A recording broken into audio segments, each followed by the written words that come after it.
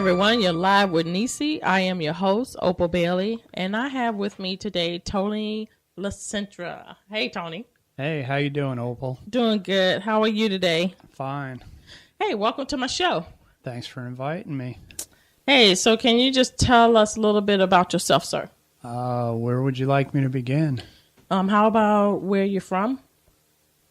What's going on with you lately? What you been up to? Well, originally I'm from Brooklyn, New York. I grew up in Florida from the time I was 10. My dad passed away when I was 10, so we moved to Florida, graduated from Rockledge High School, and I've been here ever since. So I see that you also was military as well. Yeah, I did a little time in the military after I graduated from high school.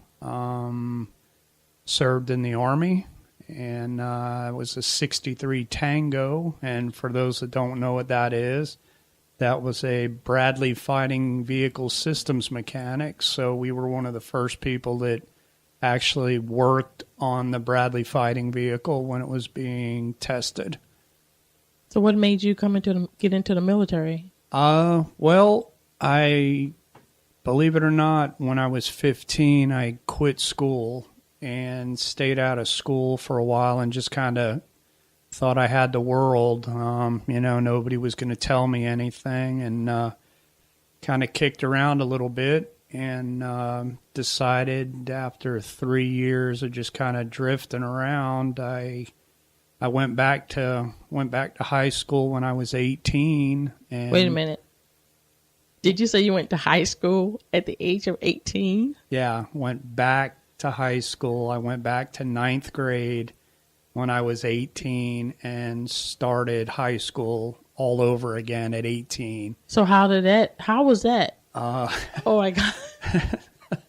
At the time, I was so focused on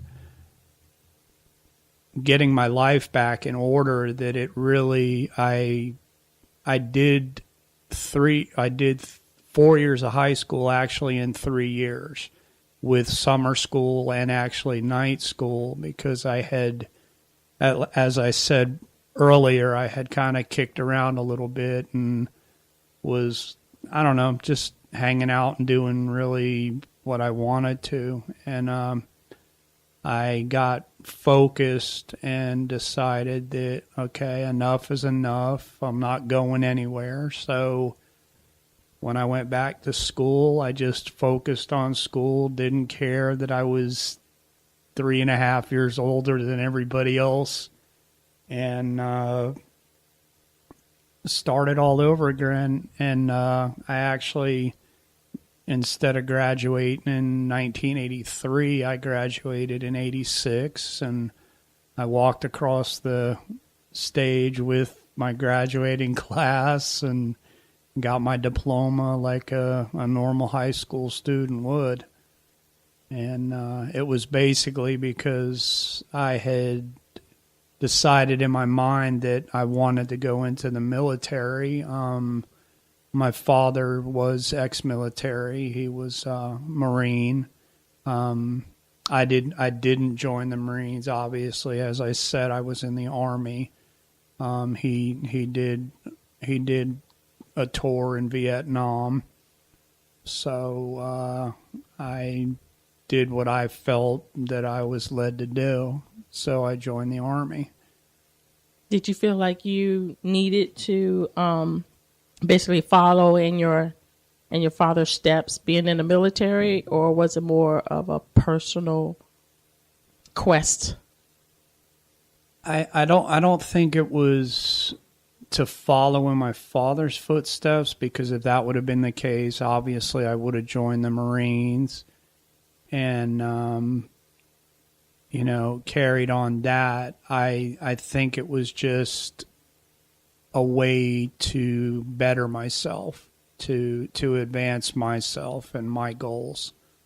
So, do you regret doing what you did, as far as going to high school at the age of 18? I mean, I'm just still stuck there. Because I've never heard that happen, but evidently it did. It did in my life, honestly, I've never heard of anybody else doing it, and now I don't know if you can even do it, but to do anything now, I mean, you need a high school diploma, and even back then, that was mid '80s.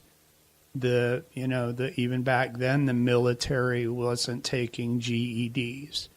So for me to even, like I said, to even join the military, I had to get a diploma. And as I said, I didn't think about it. I just did it because I knew it was something I had to do. Basically, as I said, to better myself and try and make a better life for myself, because like I said, my dad was in the military, and because of Agent Orange and being in Vietnam, he passed away when I was 10, and so basically I had no, I don't want to say I had no guidance, but I had no role model as far as continually being there. There was, there were people in and out of my life, but there was no continual someone that I could go to say, hey, what do you think? Or what should I do? Or what would you do? So the term learning from the school of hard knocks basically was my life. And everything that I learned, I pretty much learned from the school of hard knocks. Mm-hmm. So everything that I learned stuck with me because I learned it the hard way. How was your military life? It was great in basic training. When I went in as an E3 because I had planned to make that my career. So when I was in high school, I went through ROTC. So instead of going in as an E1, I went in as an E3. My first station of duty, I would have been a Spec 4 already. But as I graduated from basic training to go to my advanced schooling, about halfway through my AIT, I had found out that they had breached my contract, so I wasn't going to receive what I signed up for. And so basically, I got out of the military on a breach of contract, but it was still considered a honorable discharge. It's what they call an ELS, which is an entry level separation, and only because I wasn't in longer than 6 months. But on my DD 214, which is your discharge papers, it says that I have an honorable discharge. So you weren't able to go to battle or go into different locations, or not at that time, because I had gotten out. I actually had gotten out during my schooling when I found out I wasn't getting the correct MOS that I had signed up for. So to me, I thought, I'm not going to waste my time doing something that I wouldn't have enjoyed and I didn't initially sign up for anyway. So I got out of the military. So you carry a picture about, of your dad. Yeah. Can you explain what is the purpose or what the meaning of the picture that you have for him and the photography you took of him and what was going on? It would be the Marines that were at the time the picture was taken would know what it is, and what it represents. It's an article called The Peace Church, and what it is, it was a group of Marines that been further out into the field than anybody knew they were. And they were surrounded by VC, and they all thought they were going to die. And the picture is a helicopter had been shot down, and what the picture is the pilot and the photographer were rushing into the church to get to safety. And when they took the picture, it was the surprised look of one of the Marines that was in the church, but it was also a picture of my dad in the church with one of his wounds that he actually received a Purple Heart for. He received 2 Purple Hearts. So that's the picture that I carry, and it's in remembrance of him and his service. And the fact that he did pass away at 29, and I really didn't get to know him because of the last 3 years of his life. He was in and out of the hospital with dealing with Hodgkin's disease and lymphoma. So it's one of the few things that I do have of my father. So, how did all of the experiences that you did encounter help mold you into who you are today? How did it shape you? How did it, did it change your thinking? Did it change the way you look at life? What impact?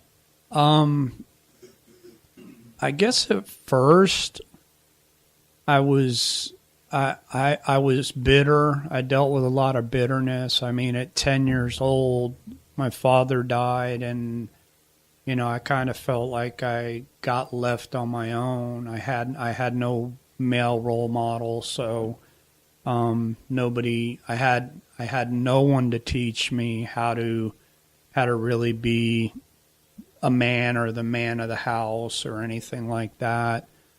So it was basically learning on my own, and then the men that I had been, blessed to be around that actually took the time to show me things and, help me to become a man. I held on to the good. I've made plenty of mistakes in my life, believe me, and I've even learned from them. I mean, quitting school at 15 was a huge mistake, but I learned, and I went back. I tried to better myself going through the military, and even though that didn't work out, that was part of a growing part of my life that, just because someone says they're going to do this doesn't always mean you're going to get it.